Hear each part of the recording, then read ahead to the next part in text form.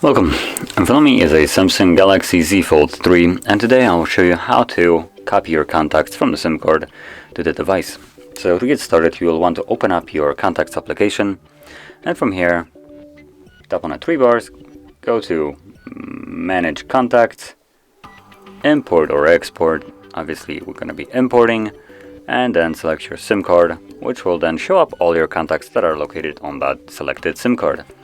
So now you can either click on your contacts that you want to select and import, or you can just select them all right up here, and there we go. Now once you have them selected whichever contacts you want, click on done.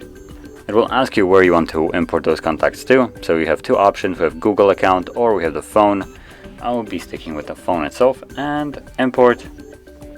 6 contacts imported, and there we go. And now we should have them right here. There we go. So, if you found this very helpful, don't forget to hit like, subscribe, and thanks for watching.